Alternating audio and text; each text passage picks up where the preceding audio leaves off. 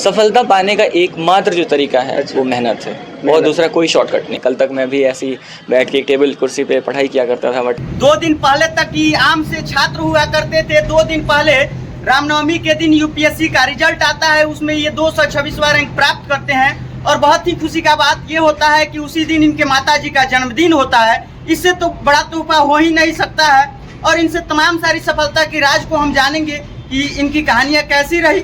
सबसे बड़ी खुशी का बात यह है कि गोपालगंज जिला से होकर के पूरे देश में इन्होंने परचम लहराया है। सबसे पहले बहुत बहुत बधाई और ढेर सारी शुभकामनाएं भैया। बहुत शुक्रिया, बहुत शुक्रिया। ये आपका कौन सा अटेम्प्ट था भैया? ये मेरा 5वां अटेम्प्ट। 5वां अटेम्प्ट। सबसे बड़ा लोगों के मन में ख्याल होता है कि आपका मीडियम कौन सा था, हिंदी या इंग्लिश? ये इंग्लिश मीडियम। इंग्लिश मीडियम था। ये मेरी बचपन से ही पढ़ाई अंग्रेजी माध्यम से हुई। सबके मन में ये ख्याल होता है भैया, कोई भी बच्चा टॉप करता है तो या किसी का बेहतर रिजल्ट आता है या सफलता का मुकाम हासिल करता है तो लोग कहते हैं किसी का ना किसी का राज रहता है। आपके पीछे किसका राज था? ये मेरे पिताजी की सपना था उनका। अच्छा। ये उनके मार्गदर्शन की वजह से ही मैं आज यहाँ तक पहुँचा। तो मेरे सफलता के पीछे मेरे परिवार, मेरे पिताजी, मेरे भाई बहन सबका ही। आपके मन में कब से ख्याल आया भैया कि मुझे यूपीएससी का तैयारी करना चाहिए, इसी फील्ड में जाना चाहिए? ये इसका तो मतलब बचपन से ही था हमारा। अच्छा। हमारे घर के पास नहीं है ऑफिसर्स कॉलोनी, डीएमएसपी और डिस्ट्रिक्ट जजेस, इनके बीच में ही मैं शायद बड़ा हुआ हूँ। हाँ। तो मैंने अपने पिताजी से इनके बारे में बचपन से ही जानने की कोशिश की है जी। फिर जब मैं स्कूल में गया तो मेरे शिक्षक भी, जब मेरा रुझान देखा, उन्होंने पढ़ाई के बारे में देखा जी। मैं स्कूल में ही पढ़ने में ठीक ठाक था जी जी। तो उन्होंने मुझे भी इस बारे में सुझाव दिया कि तुम्हें सिविल सर्विसेज के बारे में सोचना चाहिए। तो मैंने इसके बारे में डिटेल में पढ़ना शुरू किया कि ये क्या सर्विसेज है। फिर जब मैं कॉलेज गया, दिल्ली से मेरी पढ़ाई हुई, जब मैंने वहाँ पे जाके इस सेवाओं के बारे में डिटेल में पढ़ाई की तो मुझे पता चला कि ये one of the best services है आप, जिसकी वजह से आप सोसाइटी को सर्व कर सकते हो, जिसके थ्रू आप लार्ज स्केल पे चेंज ला सकते हो। फिर वहाँ से मैंने इसकी तैयारी शुरू की। पहले की तुलना में अभी कितना बदलाव दिख रहा है भैया? बदलाव तो चलो हो ही जाता है क्योंकि ये ऑल इंडिया लेवल का एग्ज़ाम है। इसको क्लियर करने के बाद बहुत सारा अटेंशन मिल जाता है। कल तक मैं भी ऐसी बैठ के टेबल कुर्सी पे पढ़ाई किया करता था, बट आज बहुत सारे मीडिया, बहुत सारे लोग, कल से बधाइयों का तांता लगा हुआ है। क्या मैंने सही बोला कि कल तक आप आम सा छात्र थे? बिल्कुल बिल्कुल बिल्कुल। अच्छा। हर वो छात्र जो पढ़ाई कर रहा है, मैं उसको यही संदेश देना चाहूँगा कि आप बिल्कुल मत घबराइए। अगर आपको शुरुआती दौर में असफलताएं मिलती हैं तो आप बिल्कुल मत उससे घबराइए, क्योंकि यूपीएससी या फिर इन जनरल कोई भी एग्ज़ाम होता है तो कभी कभी ऐसा होता है कि कभी कभी किसी वजह से आपको असफलता नहीं मिलती है, लेकिन इंसान को उससे घबराना नहीं चाहिए और लगातार मेहनत करनी चाहिए, ऊपर वाले में आस्था रखनी चाहिए। एक ना एक दिन आपको सफलता ज़रूर मिलेगी। जब आपको असफलताएं मिली लगातार तो आपको नहीं लगा कि मुझे अब छोड़ देनी चाहिए? गार्जियन का दबाव नहीं मिला कि इतना दिन से तैयारी कर रहे हैं, अब छोड़ दीजिए, आपसे नहीं संभव हो पाएगा? इस मामले में मैं बहुत लकी कहूँगा अपने आप को कि मेरे पीछे जो मेरे पिताजी हमेशा से खड़े रहे हैं। उन्होंने कभी मुझे इस चीज़ के लिए फोर्स नहीं किया कि तुम कोई और फील्ड देख लो या फिर कोई और एग्ज़ाम दो। उन्होंने वो मेरे पीछे हमेशा से मेरे स्ट्रेंथ बन के खड़े रहे हैं। जब भी मेरा रिजल्ट नहीं हुआ करता था तो वो मेरे पीछे बिल्कुल एक मजबूत पिलर की तरह खड़े रहते थे कि बेटा कोई बात नहीं, मोटिवेट करने का एक अटेम्प्ट तुम और लो, तुम कर सकते हो। ये चीज़ मेरे पिताजी कहा करते थे और मैं आपको बता नहीं सकता ये चीज़ मुझे कितनी स्ट्रेंथ देती थी। तो शायद मेरे सक्सेस के पीछे सबसे बड़ा हाथ मेरे पिताजी का ही है। अच्छा, इसमें दोस्तों का कितना रोल रहा है? ये सब बहुत अहम योगदान होता है। आपको इस तरह के एग्ज़ाम्स को पास करने के लिए अपने आसपास बहुत पॉजिटिव लोगों को रखना पड़ता है, जो हमेशा आपको इस बात को याद दिलाए कि आपके अंदर जो अच्छाइयाँ हैं, जो आपके स्ट्रेंथ्स हैं। क्योंकि आज के ज़माने में आप देखिए तो आपके आसपास नेगेटिव लोग भी बहुत होते हैं, जो आप ज़रा सा असफल, हाँ बिल्कुल, आप असफल नहीं हुए कि वो आपको डिमोटिवेट करने लग जाएंगे कि हाँ इससे नहीं होगा वगैरह। तो मेरा यही कहना है कि अगर आप इस तरह की परीक्षाओं के बारे में अगर सोच रहे हैं तो अपने आसपास कुछ पॉजिटिव लोगों को रखें, और दोस्त बहुत अहम रोल में प्ले करते हैं इस चीज़ में। अच्छा, बच्चों के मन में बहुत सारा ख्याल आता है।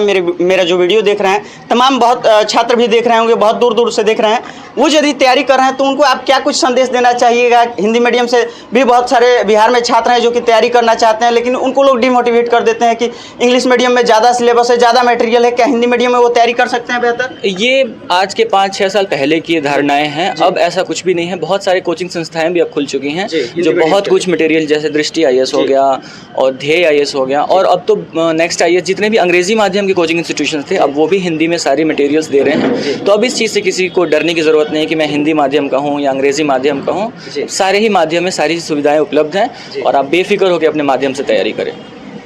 यानी डरने की ज़रूरत नहीं, मेहनत करेंगे तो सफलता पा सकते हैं। बिल्कुल बिल्कुल।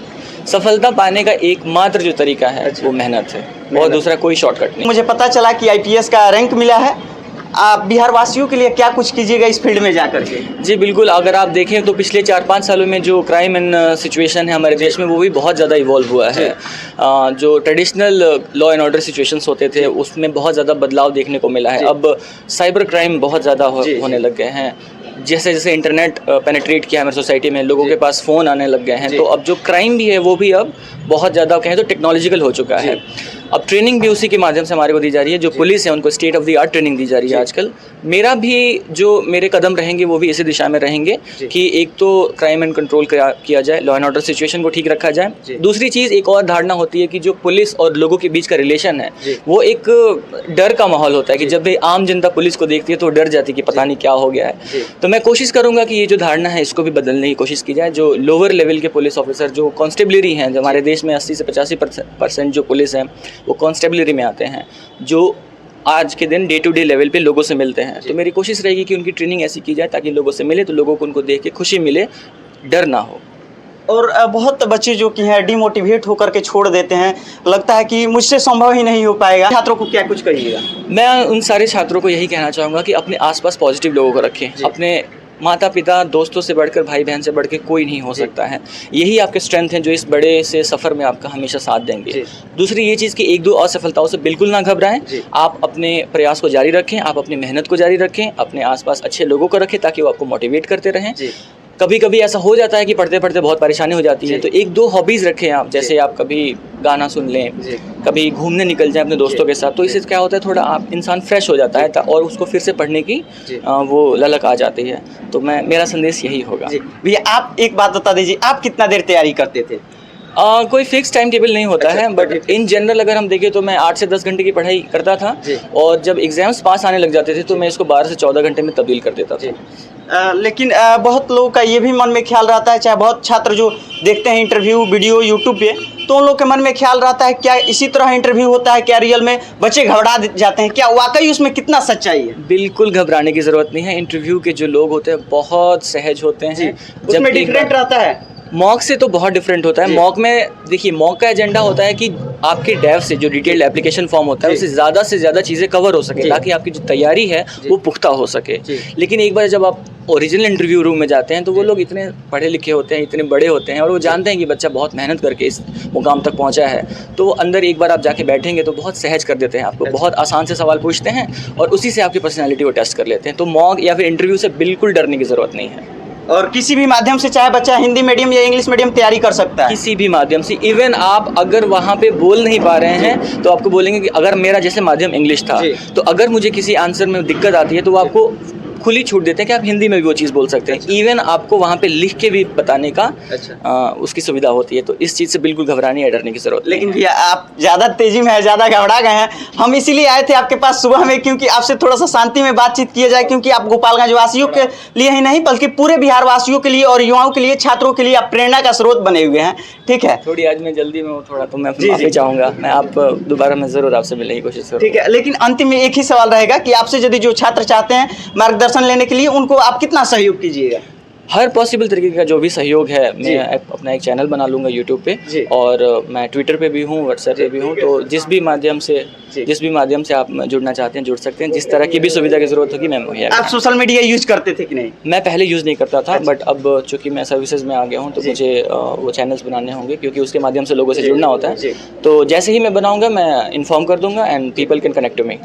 तो बाकी ये गोपालगंज के लाल थे अनिकेत कुमार द्विवेदी, यूपीएससी में 226वां रैंक प्राप्त किए हैं। ये काफ़ी जल्दीबाजी में थे, इनको कहीं जाना था, और हम इनसे फिर दोबारा मिल करके और भी तमाम सारी जानकारियां देने का प्रयास करेंगे।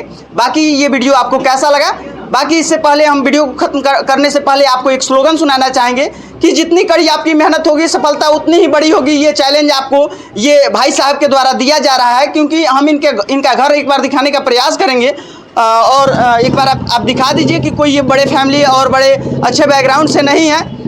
ये गोपालगंज के लाल हैं, और जैसा कि आप देख रहे हैं कि हर क्षेत्र में गोपालगंज के लाल जो कि हैं, गोपालगंज के जो छात्र छात्राएं हैं काफ़ी बेहतर परिणाम ला रहे हैं और सफलता का मुकाम हासिल कर रहे हैं। वो चाहे कोई भी क्षेत्र हो, चाहे शिक्षा का क्षेत्र हो या खेल का क्षेत्र हो।